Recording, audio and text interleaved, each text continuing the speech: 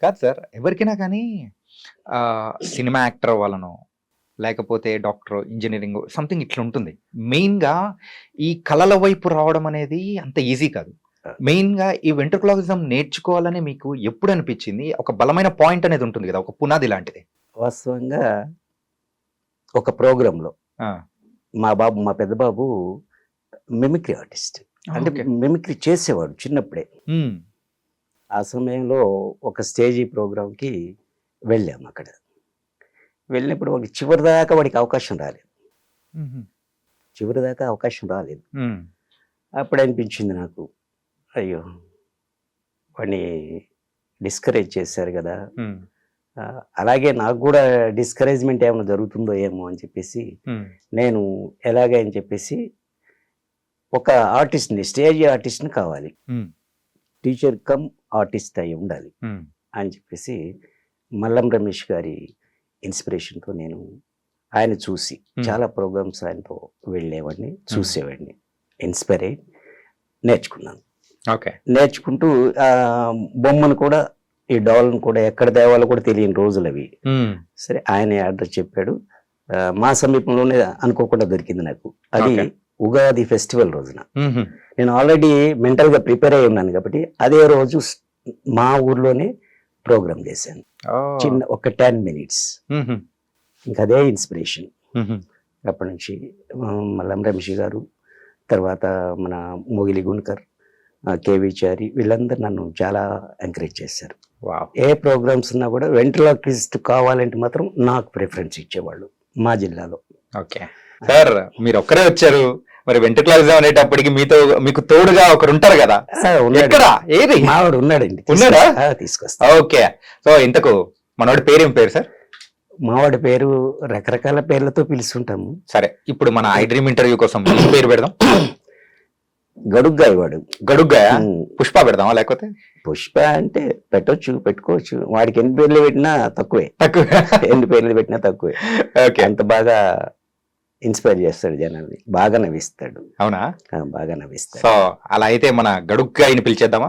తప్పకుండా sir. Okay. మనైతే let's welcome గడుగ్గాయ్.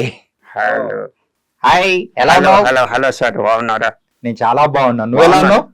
Hello, hello. నేను మాట్లాడట్లేదు. సార్ మాట్లాడుతున్నారు. నేనే మాట్లాడట్లేదు అనుకుంటున్నాను.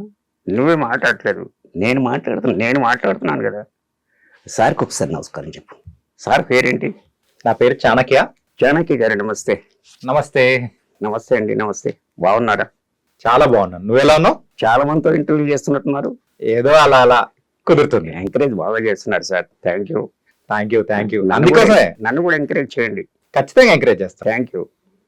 ఎప్పుడు వచ్చావు మరి మా వెంకటేశం మాస్టర్ గారి ఇంట్లోకి? ఎప్పుడు వచ్చావు నువ్వు అసలు?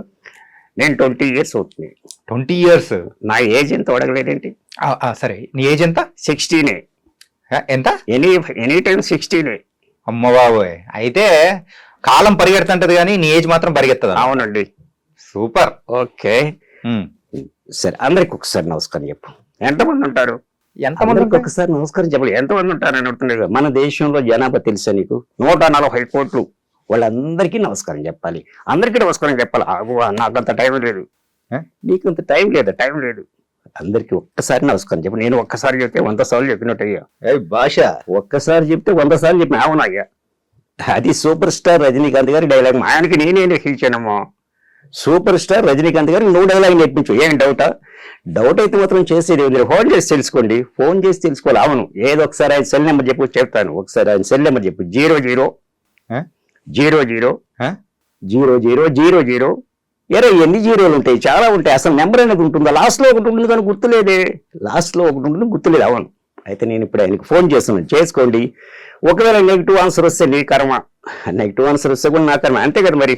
సరే, మరి ఇందాక సార్ నీ పేరు అడిగావు. నీ పేరేంటో చెప్పలేదు. నీ పేరేమిటి? నా పేరు డి వెంకటేశం మాస్టర్. నా పేరు జీడిగాయ్. జీడిగాయ్. అవును, జీడిగాయ్. జీడిగాయ్ అంటే గడుగ్గాయ్. బడుగ్గాయని పెట్టుకుంటే చాలా బాగుండేది. అది నీకైతే సూట్ అవుతుంది. నాకైతే సూట్ అవుతుంది. అవును, ఎందుకని నన్ను తీసుకొచ్చావు కాబట్టి. అవును రోయ్, నిన్ను తీసుకొచ్చినందుకు నేనే పెట్టుకోవాల్సి వస్తుంది. కానీ సరే, ఇంతకు నువ్వు ఎక్కడ నుండి వచ్చావు? నువ్వెక్కడ నుండి వచ్చావు? నేను ఖమ్మం నుండి వచ్చాను. నేను విజయవాడ నుంచి వచ్చాను.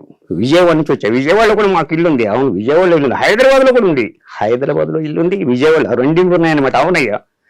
సరే, నువ్వు ఎలా వచ్చావు? నువ్వెలా వచ్చావు? నేను బస్సు మీద వచ్చాను. లోపల ఖాళీగా లేదా? అరే, బస్సు మీద అంటే లోపలికి రాలి, లోపలికి కూర్చొని వచ్చాను. నువ్వు అలా అనలేదు కదా. సరే, నువ్వెలా వచ్చావు? నేను బస్సు ఎక్కి లోపల కూర్చొని హాయిగా టికెట్ మాత్రం నేను తీసుకోలేదు. టికెట్ తీసుకోలేదు. ఎందుకని తీసుకోలేదు? డ్రైవర్ని అడిగాను.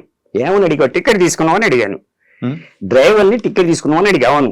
ఏమన్నాడు? తీసుకోలేదు అన్నాడు. అవును, ఆయన ఎందుకు తీసుకుంటాడు? ఎందుకు తీసుకోలేదని నేను అడుగుతున్నా కదా.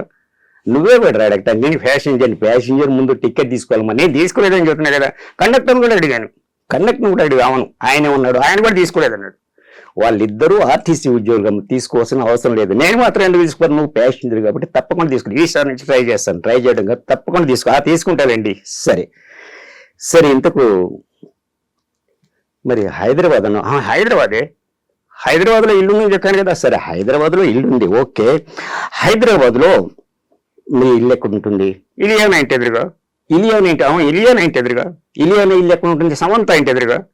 సమంత ఇల్లు ఎక్కడ ఉంటుంది? మా ఇంటి ఎదురుగా. ఈ రెండు ఇల్లు ఎక్కడ ఉంటాయి? ఎదురెదురుగా ఉంటాయి. ఇలా చెబితే మీ ఇంటికి రావాలంటే ఎలా రా బాబు? నడుచుకుంటూ వచ్చేది. అవును, ఎక్కడ ఉంటావు? ఎక్కడ పడితే అక్కడే ఉంటానయ్యా. అబ్బో, నీకోసం తిరిగే తీరిక కోరిక నాకు లేదులే. కానీ సరే, ఇంతకు నువ్వేం చదువుకున్నావు? నువ్వేం చదువుకున్నావు? నేను ఎంఏ చదివానమ్మా. నేను నీకంటే ఎక్కువ చదివానయ్యా. నాకంటే ఎక్కువ చదివావు. అవును, ఏం చదివావు చెప్పమంటావా? చెప్పమని కదా అడిగేది. ఏం చదివావు? ఎల్కేజీ చదివాను. ఎల్కేజీ చదివావు? అవును. ఎల్కేజీ ఎంఏ కంటే ఎక్కువ? అవునయ్యా. అదేలా లెక్కేసుకో. ఏంటి లెక్కేసుకునేది? నీ 2 అక్షరాలు, నాకు 3 అక్షరాలు అయ్యా. ఓహో, అక్షరాల్లో తేడా వచ్చిందా? మరి ప్రస్తుతం తమరు ఏం చేస్తున్నారు? జాబ్ కోసం ట్రై చేస్తున్నాను. జాబ్ కోసం ట్రై చేస్తున్నావు? అవును, ఎల్కేజీ చదివి జాబ్ కోసం ట్రై చేస్తున్నట్టు ఏం చేయకూడదా? ఎలాగో నువ్వు చేస్తున్నావు కదా. ఏం జాబ్ కోసం ట్రై చేస్తున్నావు? డ్రైవర్ ఉద్యోగం కోసం ట్రై చేస్తున్నాను. డ్రైవర్ ఉద్యోగం కోసం? అవును, వెరీ గుడ్. ఎల్కేజీ చదివి డ్రైవర్ ఉద్యోగం కోసం ట్రై చేస్తున్నట్ట. అప్లికేషన్ పెట్టావా? పెట్టాను. ఎక్కడ పెట్టావు? కలెక్టర్ ఆఫీసులో. Very good. రికమెండేషన్ ఏమైనా చేయించావా? చేయించాను. లంచం కూడా ఏమైనా పెట్టావా? కలెక్టర్ గారు తంతానన్నారు. ఓహో, మంచి కలెక్టర్ అయినారు, తంతానన్నారు. అవునయ్యా. సరే, అయితే నీకు తప్పకుండా జాబ్ వస్తుందిరా. అస్సలు రాదు. ఎందుకని? నాకు అసలు డ్రైవింగ్ రాదు. ఓహో, డ్రైవింగ్ రాకుండానే డ్రైవర్ ఉద్యోగానికి దరఖాస్తు చేసావన్నమాట. సరే, నీది విజయవాడ అన్నావు కదా. విజయవాడ నుంచి వచ్చాను. విజయవాడలో కుక్కలు ఉంటాయా? ఏవి ఇక్కడ ఉండవా? కుక్కలు అనేవి ఎక్కడైనా ఉంటారు. ఎవరు ఎందుకు అడిగారు? నీ హైదరాబాద్ కుక్కలు, నీ విజయవాడ కుక్కలు. నువ్వు విజయవాడ నుంచి వచ్చావు కదా. అవును, విజయవాడ నుంచి వచ్చాను. విజయవాడ కుక్కలు ఎలా అరుస్తాయి చెప్పమంటావా? ఇక్కడ కుక్కలు ఎలా అరుస్తాయి చెప్తారు మీరు? ఇక్కడ కుక్కలు ఎలా అరుస్తాయి నేను చెప్తాను. చెప్పండి ఒకసారి.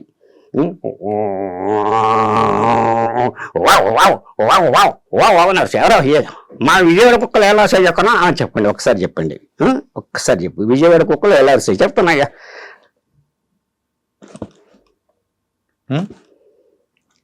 ఎవరికి వినిపించలేదట. మళ్ళీ ట్రై చేయనా? మళ్ళీ ట్రై చేయి.